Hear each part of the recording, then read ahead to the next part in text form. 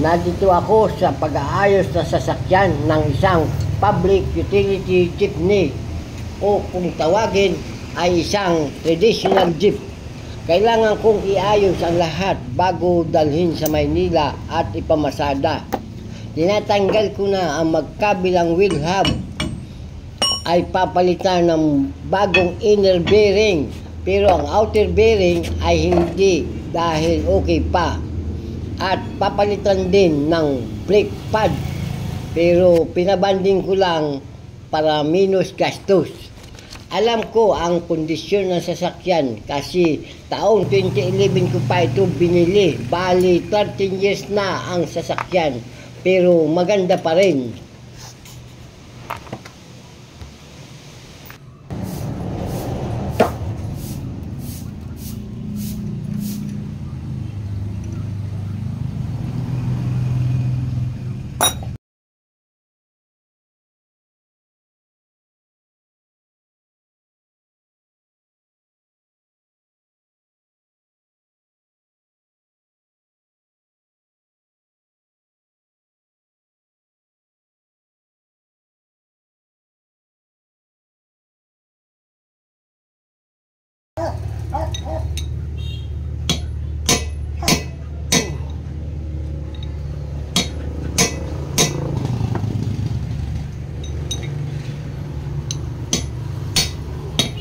Masuhin mo yan kung alam mo doon talaga pupupukin.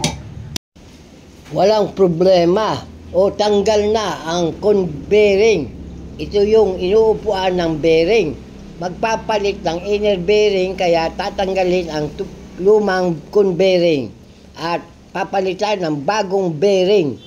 Pag bumili ng bagong bearing kasama na ang cone bearing. Pagkatapos lilinisin na ng gaas o krudo ang mga natanggal na sa wheel hub para malinis bago ikabit. Pagkalinis, lalagyan muna ng grasa ang bagong inner bearing.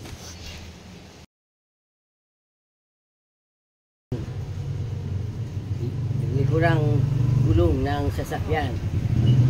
Yan ang mga nakakabit. Yan ang i-assemble natin. Ito yung sinasabi kong gitli na pukpukan kung paano nyo papalabasin yung cone bearing, kung saan nyo palalabasin yung cone bearing, ha? Dito ha, yung kitling ito itataob nyo to, tapos mapupukpuk nyo na yan. Basta dito nyo papatamahin, oh. So paikutin nyo, oh, para kumalat yung grasa, oh. Ano yan, high, oh. Ano? Oh.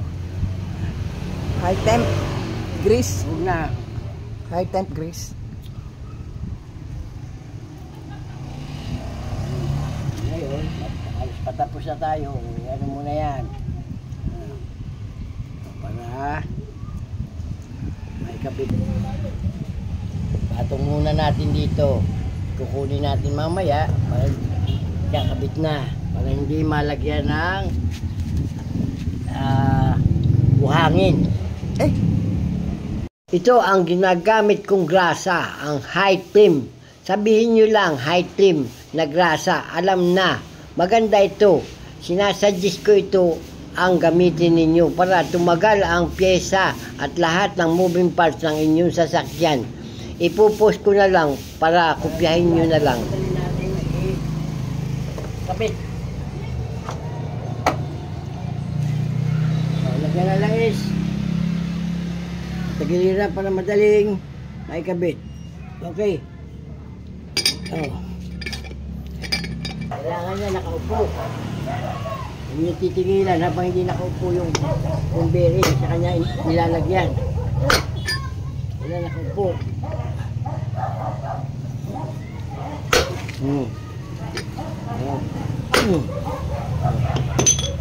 Ito mo.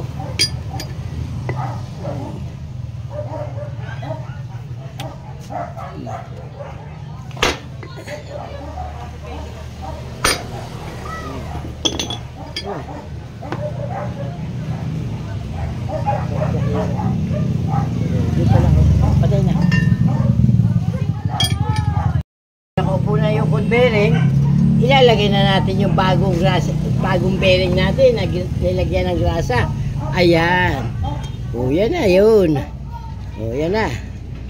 O. O, di ba? Ayan na. Yan, high temp na grasa ang nilagay natin para hindi masira yung ating bagong bearing. Tumagal.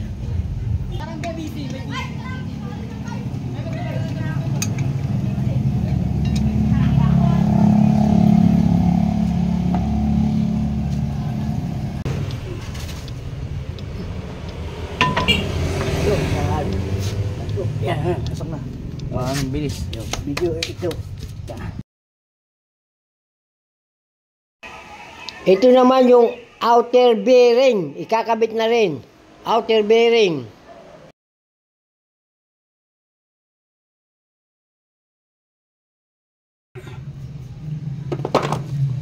Lock naman ay kakabit natin. Lock. Ito yung lock.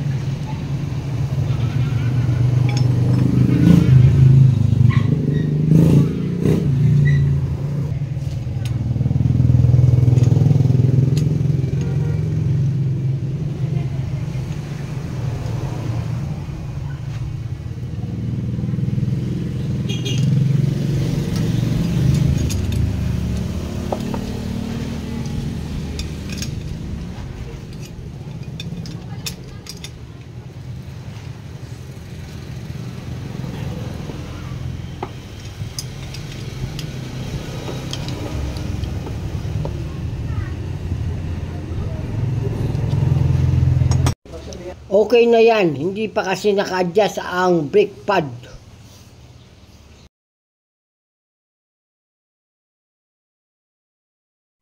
Ikakabit ko na ang pangalawang lock ng wheel hub.